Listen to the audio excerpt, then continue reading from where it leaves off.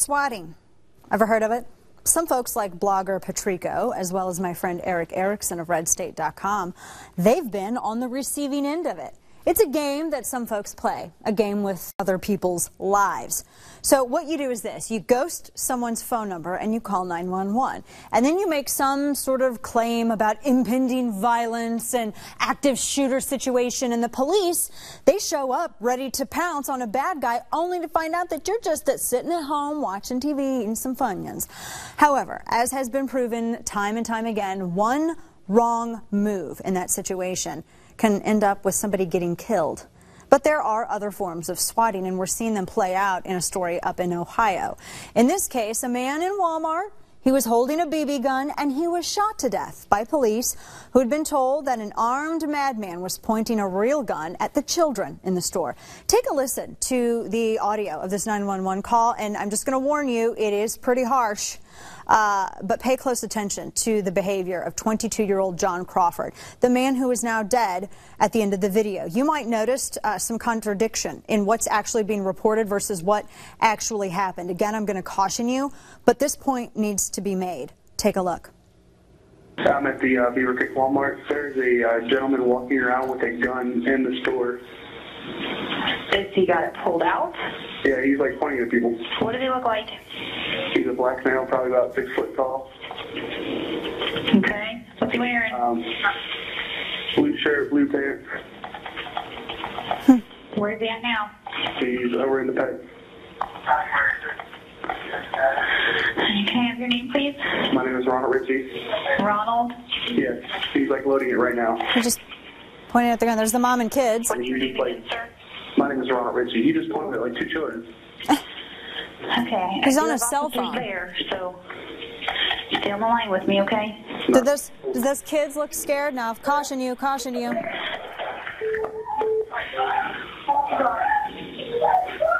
Sir, what's going on? Gunshots in the store. Police officers are here. They're on the scene. All right. You've had any shots fired? Start an ambulance.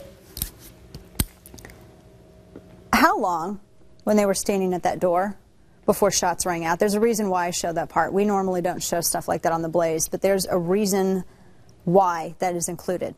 How much time? How much time elapsed?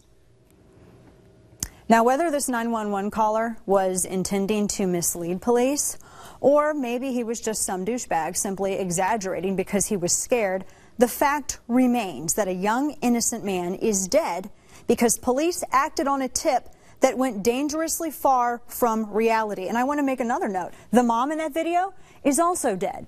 In the pandemonium that ensued after those shots, she had a heart attack in the store and died in front of her children. Angela Williams is her name. Her teenage son that you see in the video posted on Facebook, quote, "I hope he's happy," talking about the 911 prank caller. Prank. These are horrifying consequences. Sadly, I've seen people on our side of the aisle attacking the real victim here, James Crawford and Angela Williams. For what? For pulling an item off a shelf that he was thinking of purchasing. You know open carry rifle is all right in Ohio. Carrying it appropriately the entire time? He's looking at it to make a purchase. Do we not do that when we make a purchase? Why is he not the victim? What, because he wasn't being given the opportunity to follow instructions before being shot? The immediate question that this brings up is whether this officer and others in similar situations were simply acting on their training, or if the trigger was pulled so quickly because of a more complex issue, a racial issue. It's certainly a question worth exploring. At a minimum, I'm actually pretty disturbed by the frequency with which we see these types of assaults, such as the shooting of an unarmed man in South Carolina who was doing nothing more than following police instructions. Take a look. Can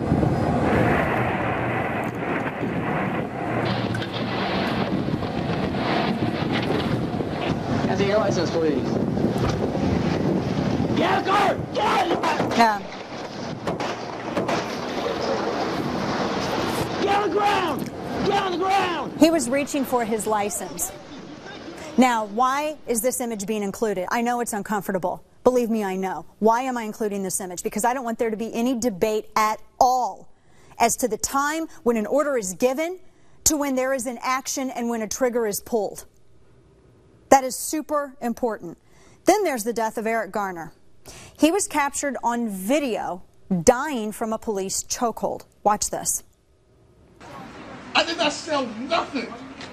Because every time you see me, you want to harass me, you want to stop me, so I'm so sick of it. I'm minding my business, officer. I'm minding my business. Please just leave me alone. I told you the last time. Please just leave me alone.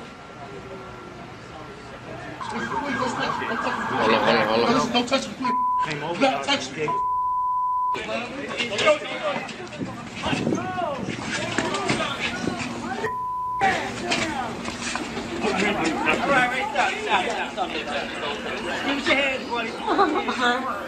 What necessitates this?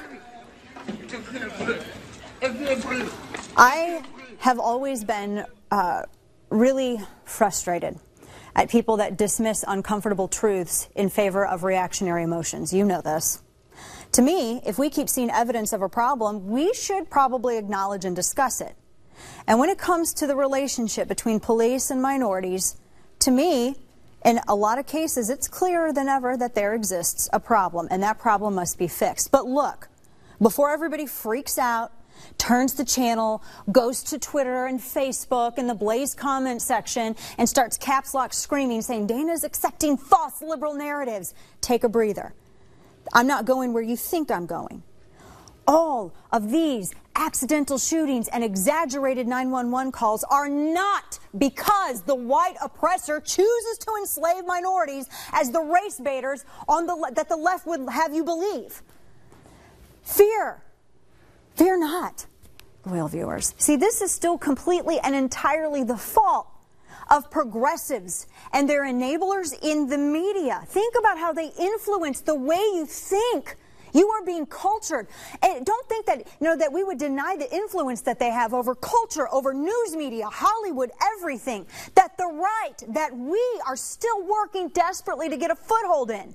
But what has the left done, by the way, with their influence? Well, for starters, they've convinced the public that around every corner there's a guy with an assault weapon just waiting to blow your head off. Whoa, okay.